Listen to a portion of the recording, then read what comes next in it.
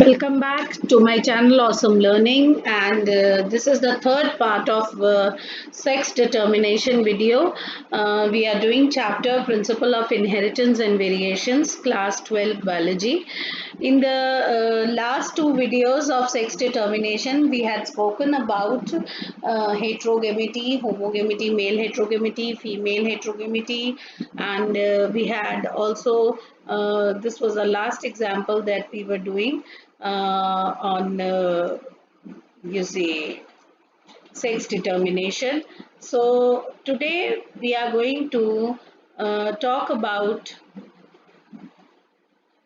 Drosophila, just a revision of Drosophila XX and XY type in insects. This is also found in humans because it is showing male heterogamity. But just to explain it, let me show you that it has 8 chromosomes. Drosophila has all in all total 8 chromosomes.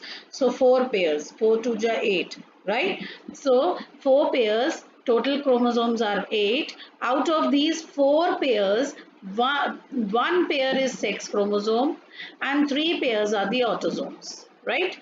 So the one pair or the sex chromosome is XX and XY type, which is seen in Drosophila.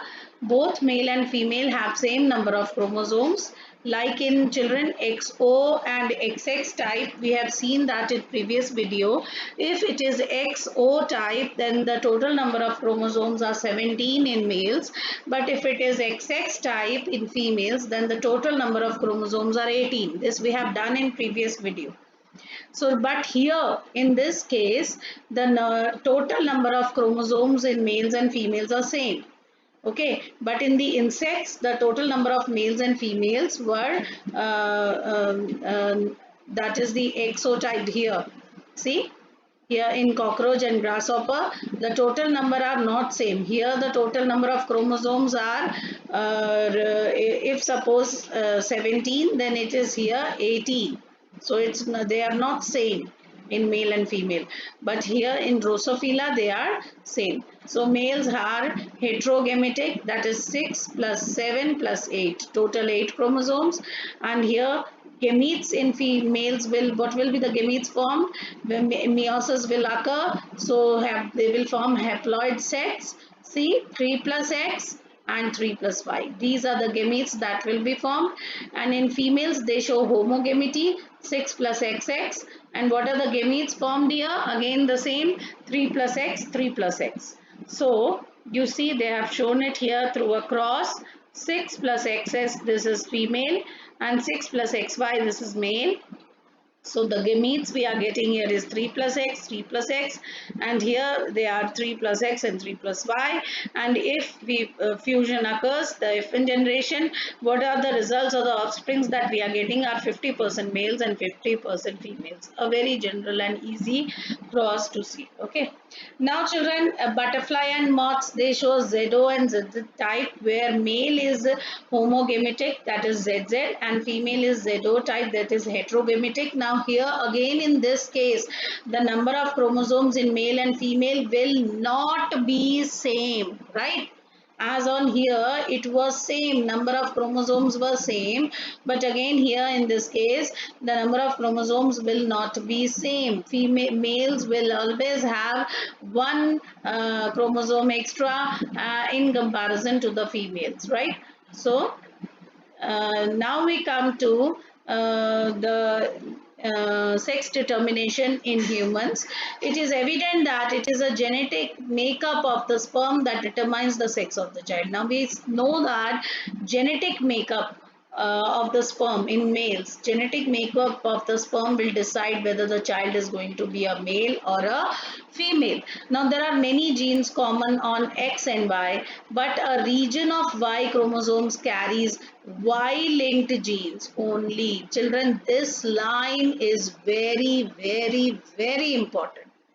You remember this. There are two chromosomes, X and Y, in males, and both of the chromosomes contain almost same genes. Both the genes are common on both X and Y, but there is a region on Y chromosome which is not present in X. And because of that region on Y chromosome, this Y chromosome has a particular region which carries only those genes which are on Y. They will not be appearing on X, and this is because of this region on Y there is a difference, or the sex is differentiated between a male and a female. If there would have been same, if now mark my words, if there would have been same genes on X and Y, then what will be the difference? No difference will be there. Whether it is X or Y, the sex of the child will be same. But because of a particular region on Y chromosome which is not present on the X chromosome, this decides that the sex of the child is going to be a male or a female, and that particular genes are only present on Y. So they are Y linked genes. They will be only with Y. They are Y linked genes. We call them Y linked genes or sex determining region Y, that is SRY. Now children, the SRY or sex determining region Y produces TDF, that is testes determining factors.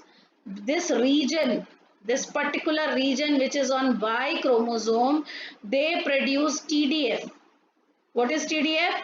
Testes determining factors. Some factors which will recognize, which will determine the testes. And because of this TDF factor, the testes differentiation will occur and development of Sertoli cells will occur, and this will start the formation of those organs which are only and only present in males and not in females. Understood?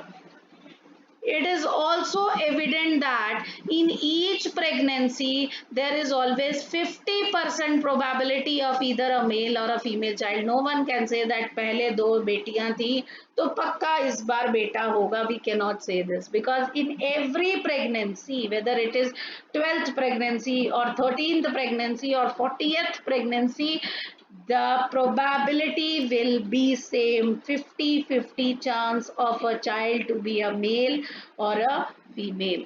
So it is unfortunate that in our society women are blamed for giving birth to female children and have been ostracized and ill-treated because of this false notion.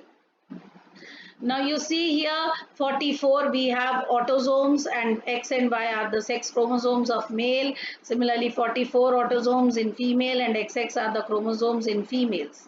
Now children, now what were the gametes formed here? 22 plus X gamete, 22 plus Y, this is also a gamete. Now this is gymnosperm. Why gyno? Because it is having X chromosome, and this is androsperm. Why? Because it has a Y chromosome.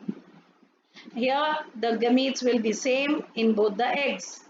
Now whatever the fusion will be, it will result into either a boy or a girl. So 50-50% chances are there whether it is a boy or it is a girl. Okay children, so I think this is the new thing that you have learned here, and I hope you have understood that all the genes on the X and Y are almost same. Only a particular region on Y chromosome is different, which is not present on X chromosome, and that particular region is called SRY because they have only genes which are related to Y. Those genes will not be present on X, and because of these SRY, because of this region, few factors are produced, TDF factors are produced, and these factors will give rise or initiate or start the testes differentiation. That means the testes formation will start, and along with that Sertoli cells development will start, which will again now give rise to germ cells and all whatever you have studied in human reproduction chapter. So that means this will give the click or a start to the formation of a male child. Now, last sex determination video is sex determination in honeybee, which is very, very, very important again, children. Sex determination in honeybee, let me show you here, is based on the number of sets of chromosomes an individual receives. Children, an offspring formed from the union of sperm and an egg. Now please understand, because in honeybee there are two types of formations. One is through fertilization and other is through parthenogeny. Parthenogeny, you know, no fertilization is occurred in the formation of the new progeny. Okay, so here when the progeny is formed by the union or by the fusion of sperm and egg, that means a sperm will fuse with an egg, then it will develop as a female, and that female will either be a queen or a worker. Okay, but it will be a female. But an unfertilized egg, no fertilization, this is now parthenogeny, an unfertilized egg develops as a male, which is called drone, by means of parthenogenesis. Okay. Now, this means that males, because there is no fusion occurred, only egg has got developed into a male. Egg has been converted into a male by parthenogenesis. So, males will have half the number of chromosomes than that of female. Why? Because here no fusion has occurred. The number of chromosomes in egg were same, and that egg has now developed into a male. So egg is always haploid. So the males have half the number of chromosomes because they have developed from this egg. But in case of females, because fusion has occurred, the two gametes have fused. A sperm and an egg has fused, so 16 on sperm and 16 on eggs. So how many? It has become a diploid. The females are diploid and they have 32 number of chromosomes, and males are haploid because they have only 16 chromosomes. Understood? So this is a very important thing to understand, that females are the result of fusion or fertilization, and they will give rise to a diploid female which has 32 number of chromosomes. But males have developed from an egg, and egg is always a haploid, and males have developed from that egg through parthenogenesis. So males are haploid and the number of chromosomes in males are 16. So this is called haploid diploid sex determination system, and has a special characteristic features such as male produce sperms by mitosis. Now children, the question here is will arise that male will produce a sperm. Okay, like female has 32 chromosomes, and this female will produce her egg. So meiosis will occur. 32 will get reduced to 16. So the egg will get 16 chromosomes. But what about male? So here in male, meiosis will not occur because male is already 16 chromosome. So what will happen? It will do mitosis. So sperm will be produced, but it will be produced by mitosis. So the sperm will also have 16 chromosomes and the male is also having 16 chromosomes. So this is called haploid diploid sex determination system in honeybees. Okay, clear? I hope I am clear.